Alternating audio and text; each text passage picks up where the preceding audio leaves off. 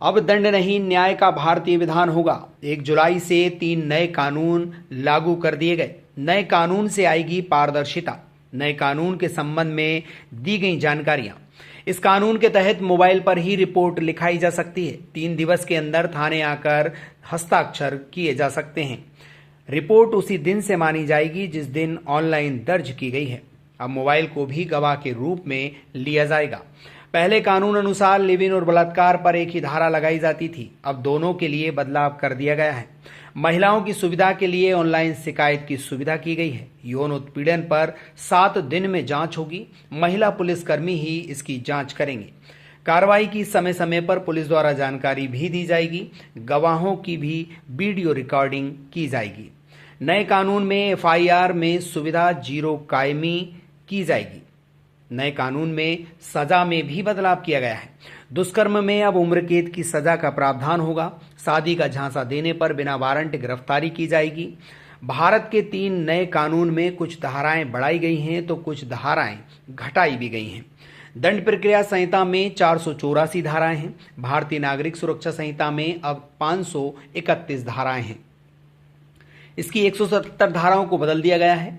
9 नई धाराओं को जोड़ा गया है। साथ ही 14 धाराओं को निरस्त कर दिया गया। भारतीय न्याय संहिता इंडियन पेनल कोड को रिप्लेस करेंगी। उसमें पहले की 511 धाराओं के स्थान पर अब 357 धाराएं होंगी। 20 नए अपराध जोड़े गए हैं। 23 अपराधों में अनिवार्य न्यूनतम सजा रखी गई है। 6 अपराधों में सामुदायिक सेवा का दंड भी रखा गया है। 19 धाराओं को निरस्त कर दिया गया। भारतीय साक्ष्य कानून एविडेंस एक्ट को रिप्लेस करेगा। उसमें 167 के स्थान पर अब 170 धाराएं होंगी। 24 धाराओं में बदलाव किया गया है। 2 नई धाराएं जोड़ी गई हैं और 6 धाराएं निरस्त की गई हैं।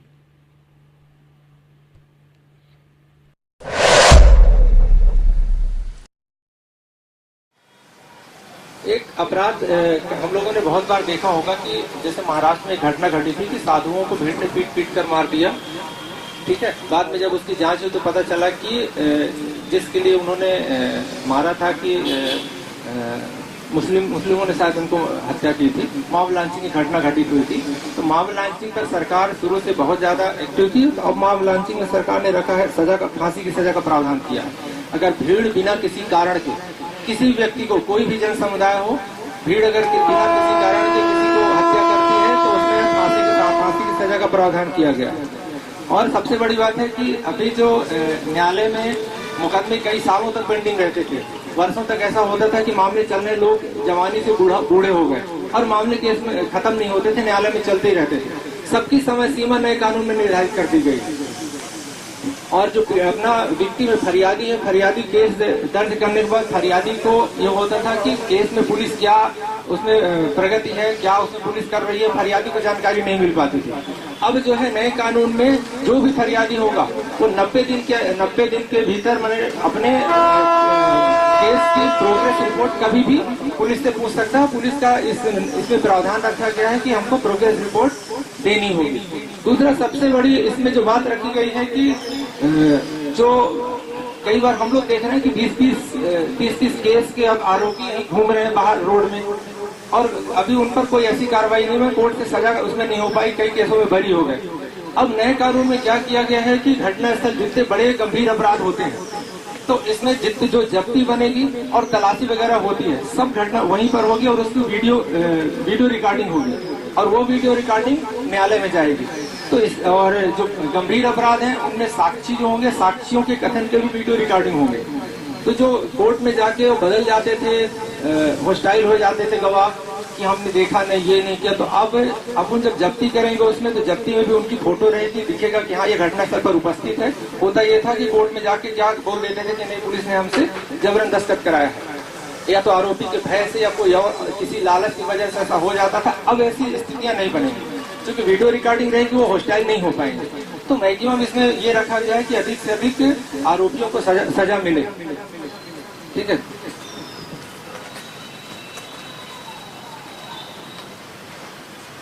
एक और इसमें बहुत महत्वपूर्ण परिवर्तन हुआ है।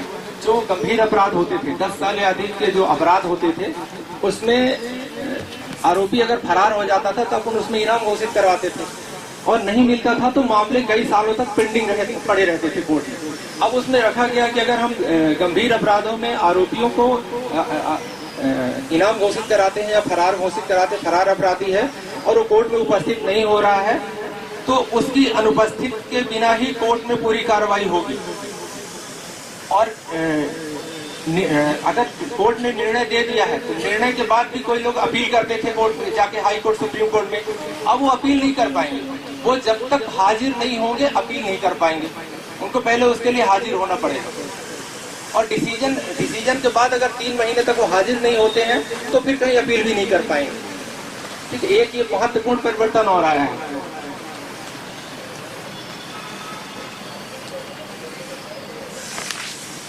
नए कानून में भी रखा नहीं गया, लेकिन सभी सरकारों को इसमें प्रावधान किया गया है कि जितनी बार राज्य सरकारें हैं ये एक गवाह सुरक्षा कानून लाएंगी।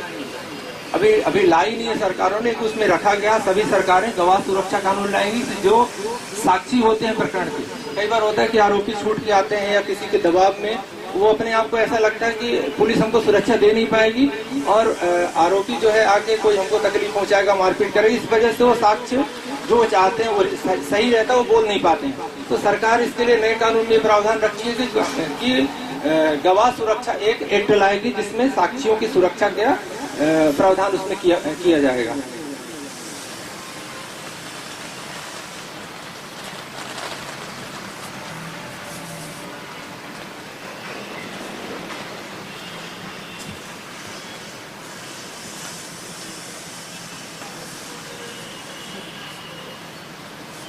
एक और प्रावधान है, अपन मुलजिम को जैसे गिरफ्तार करते थे, गिरफ्तार करने के बाद पहले ये प्रावधान था कि उसके परिजनों को हम इसकी सूचना देंगे। कई बार परिजन उपस्थित नहीं हो पाते थे तो इसमें उसकी गिरफ्तारी की सूचना या वो उसके पक्ष में कोई बोलने वाला या उसका सहयोग करने वाला कोई नहीं रहता था तो जेल चला जाता था। अभी नए कानून में प्रावधान किया गया कि जिसको भी चाहे, अपने मित्र को, परिचित को, किसी को, जिसको चाहे वो अपनी गिरफ्तारी की सूचना दे सकता है, ताकि उसके गिरफ्तारी के संबंध में पुलिस जो कार्रवाई कर रही है वो उसके विरोध में जो अपना करवाना चाहता हो तो उसके मित्र, दोस्त या परिवार जो भी हो तो उन पे जानकारी हो जाए और उसमें वो अग्रिम कार्रवाई वो भी कर सके।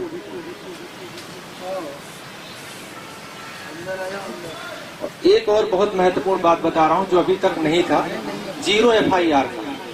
अभी तक हम कई लोग इसमें ऐसे भी बैठे होंगे जो FIR करने किसी थाने में जाते हैं और बोल देते हैं कि घटना तो अशोका गार्डन की है, बगल वाले थाने की है, यहाँ की है, आप वहाँ जाके रिपोर्ट करो। ये सबके साथ मतलब जो थाने 2-4 बार आए होंगे, कभी ऐसा हुआ होगा कि दूसरे थाने में चले गए हैं तो उनके साथ ये होता है कि आप बगल वाले थाने में चले जाओ। इस कानून में प्रावधान रखा गया है कि मध्य प्रदेश के किसी भी जिले का कोई भी व्यक्ति किसी भी थाने में कहीं भी जाके FIR करा सकता है। पहले हमारा जो पोर्टल CCTNS था इसमें 0 FIR का कॉलम नहीं था।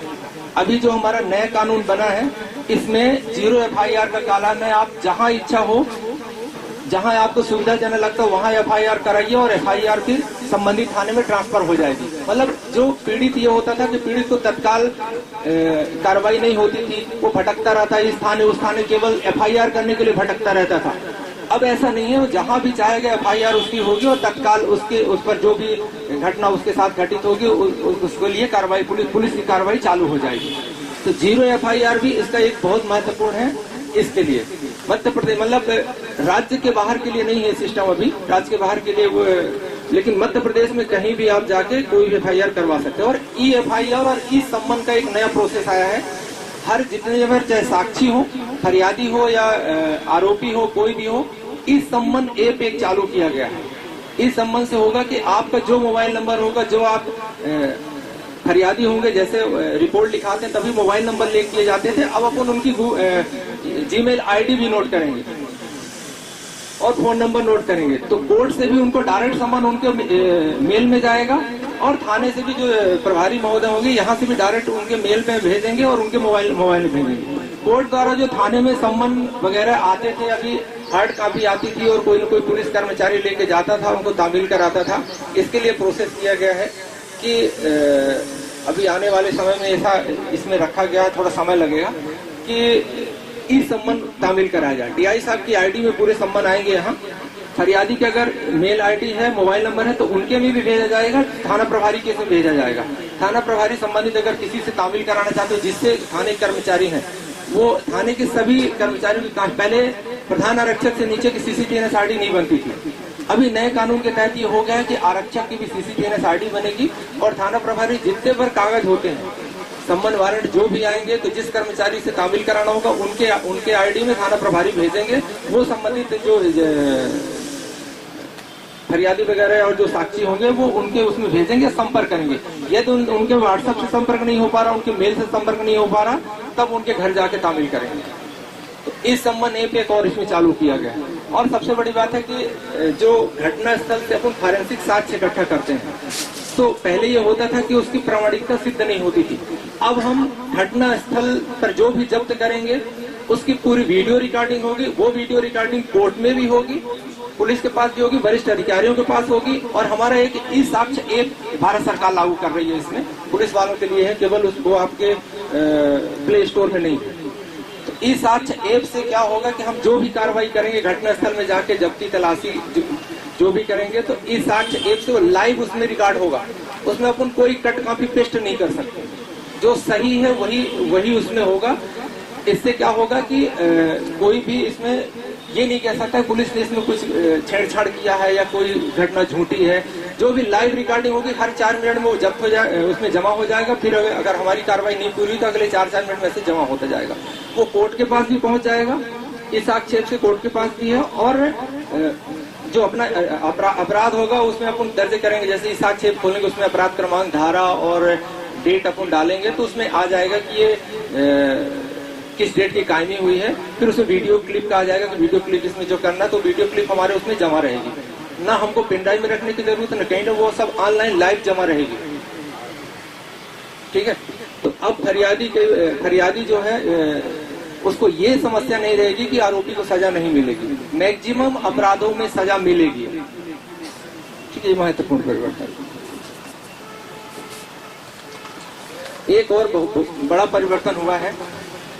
पहले कई केसों में बच्चों द्वारा किया गया अपराध मिलता था कि बच्चे अपराध कर रहे हैं, हम बच्चों को उसमें अपराध में सम्मिलित करते थे, या जो भी केस बच्चों पर बनता था।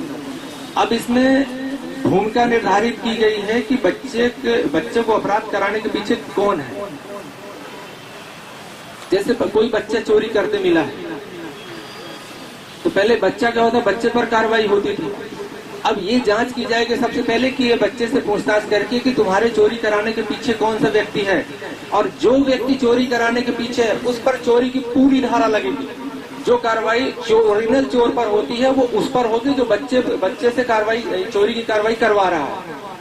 ठीक है। तो बच्चा इसमें दोषी, बच्चे तो नाबालिग है, वो तो किसी के कहने पे कर रहे हैं, तो ओरिजिनल चोरी का दोषी अपराध कराने वाला होगा। ये नए एक्ट में प्रावधान किया गया, महत्वपूर्ण।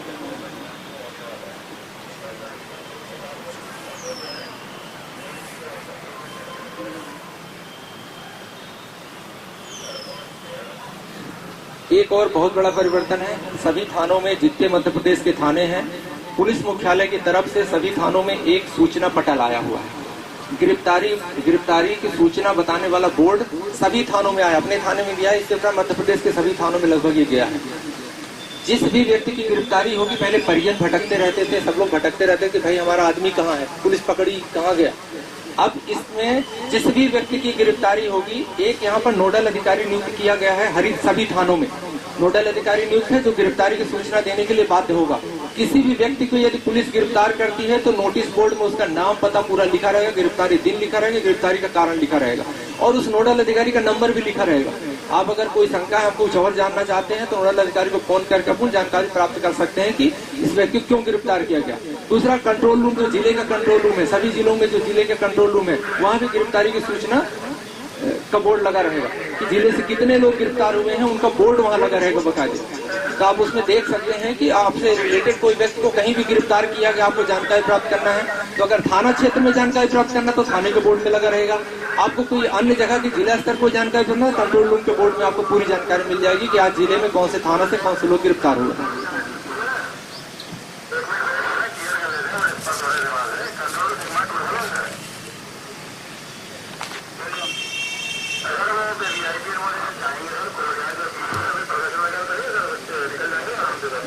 एक बहुत महत्वपूर्ण बात बताने जा रहा हूँ कि आज 1 जुलाई 2024 तो 3 नए जो कानून लागू हो रहे हैं, ये जो हम सभी बैठे हैं, ये पहली पीढ़ी है जो इस कानून को पूरा शुरू से लेके मतलब इसका प्रारंभ देखेगी।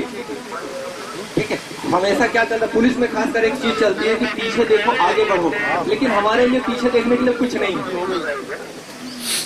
सबका रहता है ना, अपन कोई काम करते हैं तो बोले पुराना लेटर देख लो, अपन स्कूल में भी कोई पढ़ते हैं तो देखते पुराना लेटर देख लो, उसके हिसाब से अपन लिख लेंगे, अगला लेटर बना लेंगे, नाम पता चेंज कर लेंगे। लेकिन अब हमारे लिए नए कानून, तीनों नए कानूनों में पीछे देखने के लिए कुछ नहीं है। हम ही इसके साक्षी है कि हम यहाँ जो शुरू करेंगे, हमारे बाद वाले अब जो अगली पीढ़ी आएगी वो देखेगी कि पीछे देखो आगे बढ़ो। हमारे लिए कि आगे बढ़ो ही है, पीछे देखने के लिए कुछ नहीं है। ठीक है, और हम इसके लिए सौभाग्यशाली है।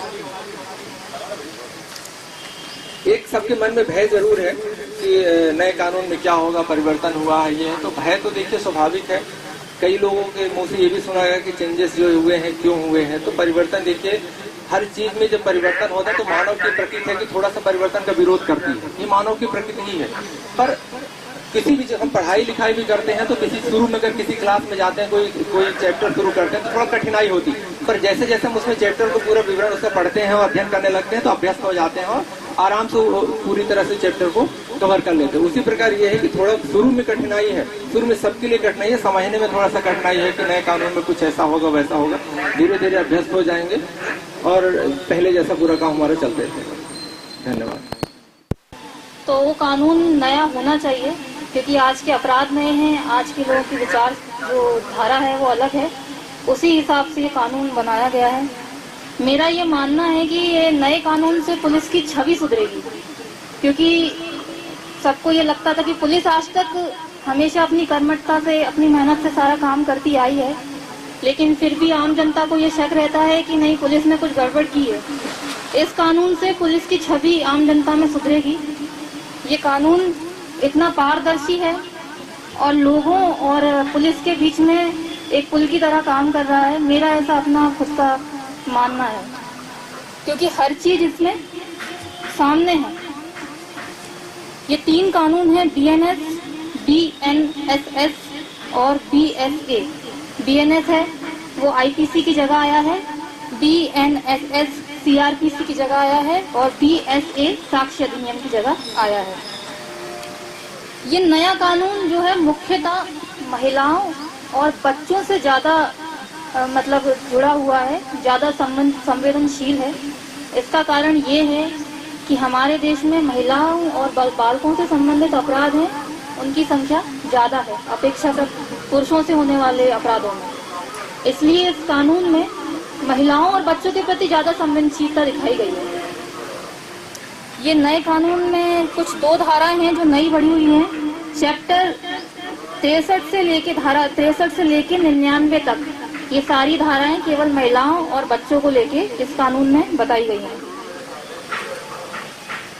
अच्छा, ये न्याय संहिता, बीएनएस भारतीय न्याय संहिता, न्याय यानी कि केवल महिलाओं के साथ न्याय नहीं, पुरुषों के साथ भी न्याय। तो इसमें इस कानून में इस तरीके के प्रावधान रखे गए हैं कि न्याय किसी पुरुष के संग अन्याय नहीं होना चाहिए किसी बच्चे और महिला को न्याय देते समय। बहुत से ऐसे होते हैं जो गलत अपराधों में मतलब जेल चले जाते हैं, लेकिन इस कानून में पुरुषों के साथ भी और महिलाओं के साथ भी बराबर का न्याय होगा। देखिए, सबसे पहले जैसे कोई रिपोर्ट लेके आती थी, आज तक क्या होता था कि कोई महिला रिपोर्ट लेके आ रही है कि मेरे साथ में वही गलत हुआ, ये हुआ, मेरे साथ उसने ऐसा किया, तो हम लोग क्या करते थे कि ना हाँ ठीक है और तुरंत एफआईआर कर लेते थे। लेकिन अगर हमको ऐसा लग रहा है, हम जानते भी थे कि नहीं ये महिला झूठ बोलती, क्योंकि इतना तो कार्य करते करते अनुभव हो ही जाता है, उसके बाद भी हमको उसमें एफआईआर करना पड़ता था, फिर आगे की कार्रवाई करते थे और उसमें हमको मजबूरन उसको गिरफ्तार करना पड़ता था। लेकिन अपने बुद्धि विवेक से अगर हमको ऐसा लगता है कि नहीं, जो ये रिपोर्ट लिखवाने के लिए आया है, गंभीर अपराध नहीं, ऐसे छोटे मोटे अपराध, अगर ऐसा लग रहा है कि नहीं किसी को गलत फंसाया जा रहा है, गलत कानूनी कार्रवाई अगर किसी के ऊपर की जा रही है, तो हम अपने वरिष्ठ अधिकारियों से अनुमति लेके 15 दिन में उसकी जांच अपन कर सकते हैं, जांच के बारे में उसको रखा जा सकता है 15 दिन की कार्रवाई में। ये बहुत अच्छी चीज है। अगर 15 दिन की कार्रवाई में हमको ऐसा लगता है कि नहीं उस व्यक्ति को गलत फंसाया गया है, तो फिर हम उसको वहीं खत्म कर देते हैं और FIR दर्ज नहीं की जाती है। बहुत महत्वपूर्ण चीजें हैं जो आपको जानना बहुत जरूरी है। एक चीज है वीडियोग्राफी।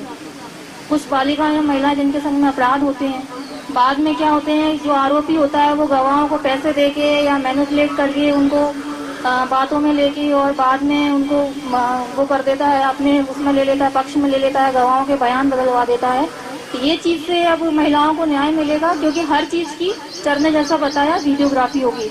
एक एक गवाह, चाहे उसमें 10 गवाह हो, चाहे 2 गवाह हो, जितने भी गवाह हो, सबकी वीडियोग्राफी होगी। जितनी भी वीडियोग्राफी होगी सब 48 घंटे के अंदर हम कोर्ट में पेश करेंगे, तो वो वहाँ पर सर ने बताया जैसा कि वहाँ पर सेव हो जाएगी। दूसरा, पसंद का स्थान। महिलाओं को, बच्चों को, किसी भी महिला के और बच्चे के बयान देने से पहले उनसे उनका पसंद का स्थान पूछा जाएगा कि भाई आप कहाँ पर अपने बयान देना चाहती है। क्योंकि कुछ लड़कियों को और बच्चों को थाने आने में असहज महसूस होता है, उसको ऐसा लगता है कि नहीं मैं थाने जाऊंगी या थाने जाके बयान दूंगी तो मैं मेरी बदनामी हो जाएगी, ऐसा वैसा। तो ऐसा होता नहीं है, क्योंकि ये सेपरेट कक्ष में लिया जाता है जिसको उल्टा डेस्क बोलते हैं। लेकिन अगर फिर भी वो अपनी पसंद के स्थान पर, जैसे कहीं बाहर, थाने से बाहर, अपने घर पे या कहीं रेस्टोरेंट में, जहाँ वो चाहे वहाँ पर उसके बयान पुलिस द्वारा लिए जाएंगे, उससे पूछा जाएगा। 16 साल से नीचे की लड़की, बुजुर्ग महिला और क्या कहते हैं बच्चे, अस्पताल में भर्ती कोई व्यक्ति, उसको थाने आने के लिए बाधित नहीं किया जाएगा कथन देने के लिए। उससे ये नहीं कहा जाएगा कि नहीं आपको कथन देने तो थाने में ही आना पड़ेगा। ये कथन हम उसकी पसंद के स्थान पे जहाँ वो बोलेगा अस्पताल में जाके लेंगे, या जहाँ पे कहा जाएगा वहाँ पे जाके उसके बयान लेंगे। दूसरी चीज, जैसा कि मैंने अभी आप लोगों से कहा था कि पारदर्शिता आ गई है। अब लोगों को पुलिस पे कम शक रहेगा कि नहीं पुलिस ने क्या कार्रवाई की, पागल बनाया हम लोगों को, पता नहीं क्या किया। उसकी 90 दिन के अंदर अंदर हम लोग आपको रिपोर्ट देंगे। आप कोई रिपोर्ट दर्ज कराते हैं, FIR दर्ज कराते हैं, 90 दिन बाद हम आप लोगों को प्रगति रिपोर्ट देंगे कि इसमें ये कार्रवाई हुई, आरोपी गिरफ्तार हुआ या नहीं हुआ है, क्या रिपोर्ट आई है, अगर DNA करवाया तो उसमें क्या हुआ है। ये हम फरियादी को उसके कहने पर उसकी रिपोर्ट दी जाएगी। अच्छा, 2 धाराएं इसमें नई जुड़ी हैं, 69 और 73। प्रवंचनापूर्ण साधनों आदि का प्रयोग करके मैथुन। प्रवंचनापूर्ण साधन से मेरा मतलब ये थोड़ी कानूनी भाषा है, इसको मैं आपको सरल भाषा में समझा दूं। जैसे पहले क्या होता था कि कोई किसी को बातों में लेके उसके संग में गलत संबंध बनाता था, उसको मजबूर कर देता था कि आप ऐसा कर लो मैं आपको प्रमोशन दे दूंगा, आप ऐसा कर लो मैं आपके साथ में शादी कर लूंगा। ऐसा करके कोई महिला किसी के संग संबंध बना लेती थी तो वो हम 376 में यानी कि बलात्कार में ही जोड़ते थे, है ना। लेकिन अब इसके लिए भारत सरकार ने नया कानून उसमें ये जोड़ी है, धारा 369।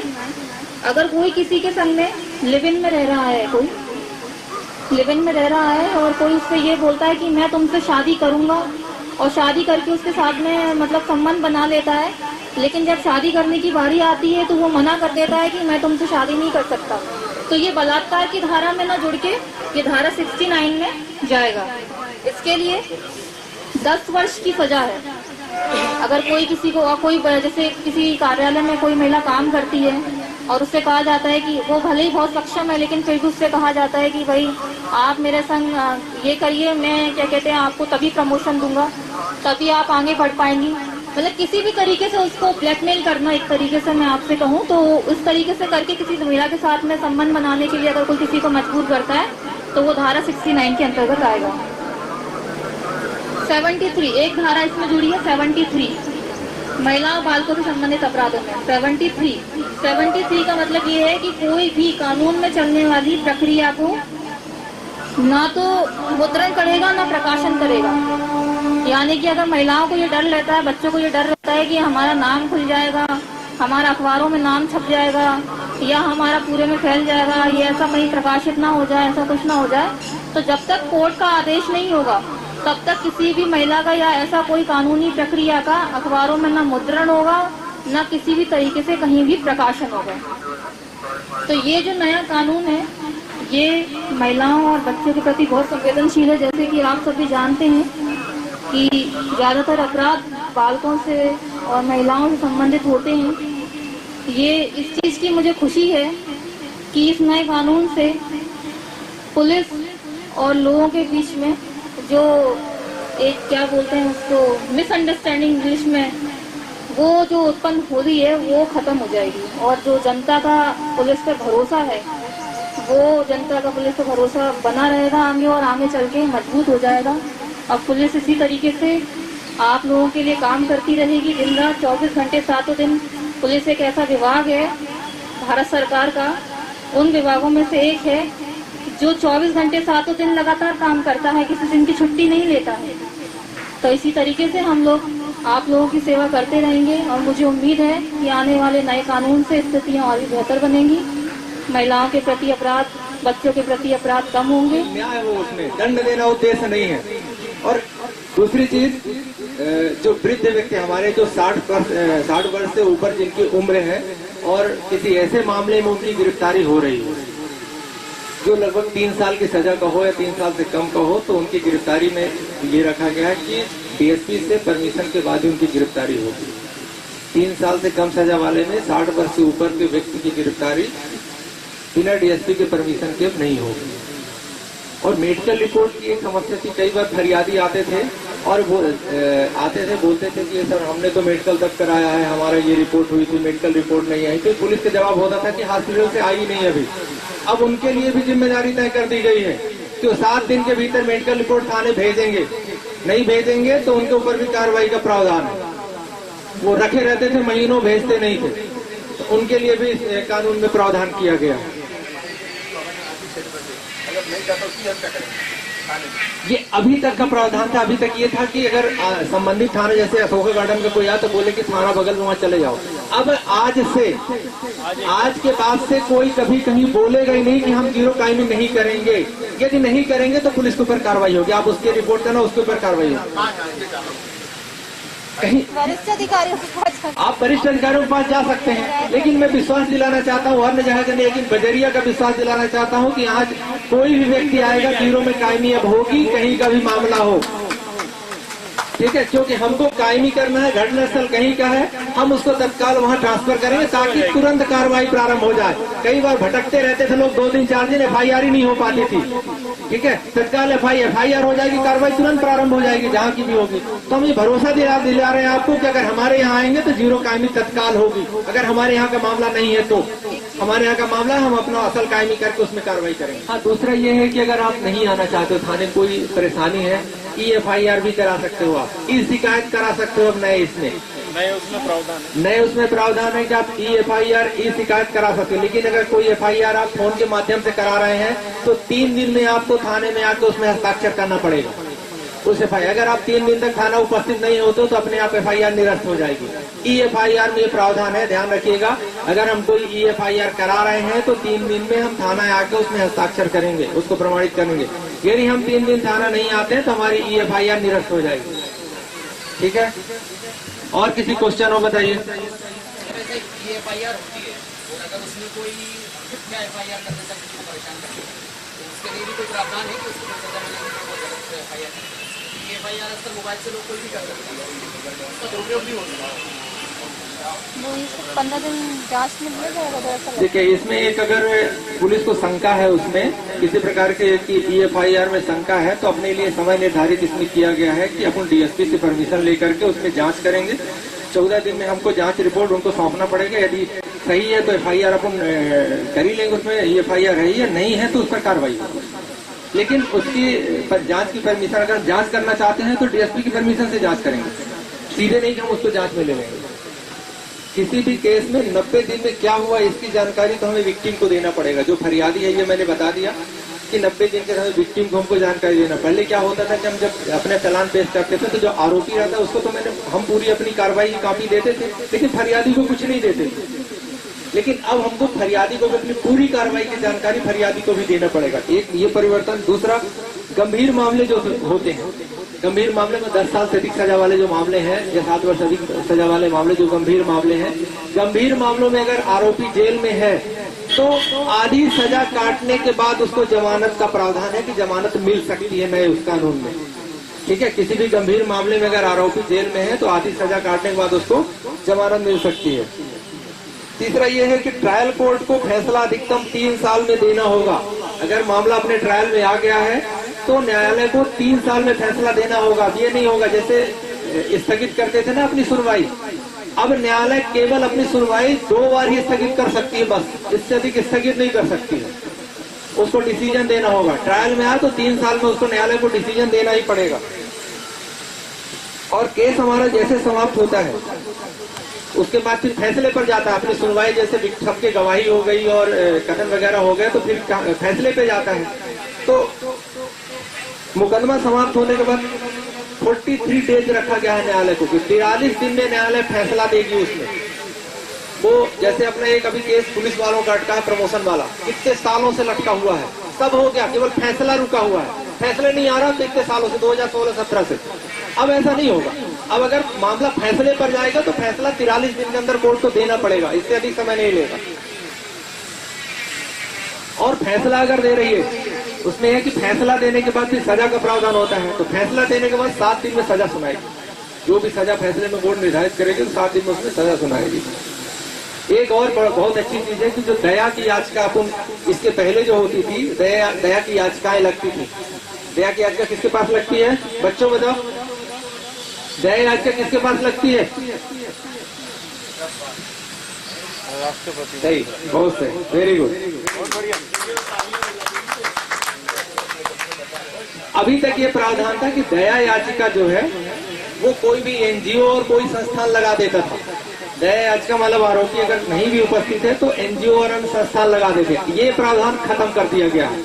अब दया याचिका जो खुद वही लगा पाएगा जिसके ऊपर मामला है, दूसरा नहीं लगा पाएगा दया याचिका। ये एक चेंजेस हुआ है इसमें। अभी एनजीओ वगैरह दया याचिका लगा देते थे, अब नहीं, ऐसा नहीं होगा। कोई नहीं, वही लगा सकता है जिसके ऊपर मामला, वही दया याचिका लगा सकता है। वो एक सामाजिक होता है, सामाजिक कार्य करने का। तो अभी बहुत सारे जो छोटे छोटे अपराध हैं तो इसमें पहली बार ऐसा इसमें किया गया है कि कुछ अपराधों में सजा अपन क्या देंगे कि सोशल वर्क की सजा देने का प्रावधान रखा गया है। कि कई अपराधों में जिसमें 2 महीने 3 महीने वाले ऐसे वाले सजा थी, छोटे छोटे केस में सजा थी। अब उसमें न्यायालय ने रखा कि इसमें अपन वो सजा नहीं देंगे, उनको सोशल वर्क का सजा देंगे। जैसे आपको दे दिया, एक सजा दे दिया कि चलो तुम किसी स्थान में जाकर 20 पौधे लगाना, उसकी सेवा करना, हमको रिपोर्ट देना कि पौधे तैयार हो रहे हैं कि नहीं। इस तरह सोशल वर्क का प्रावधान रखा गया, पहले नहीं थी। पहली बार रखा गया है कि हम सजा के तौर पर कोर्ट उसको सोशल वर्क का देगी, सजा देगी और सोशल वर्क करके कोर्ट को बताएगा हाँ ये करके किए। सोशल वर्क का एक और प्रावधान किया गया। बच्चों और महिलाओं के लिए तो विशेष ही प्रावधान रखे। एक और अच्छा काम किया इन्होंने कि पहले जो पुराना हमारा कानून था तो बच्चों और महिलाओं का अलग अलग जगह में धाराएं थे, उन्होंने सभी एक चैप्टर में कर दिया कि एक ही जगह आप अध्याय 5 खोलो, पूरे इकट्ठा मिल जाएंगे। बच्चों महिलाओं संबंधी जो भी प्रावधान है सब एक साथ मिल जाएंगे।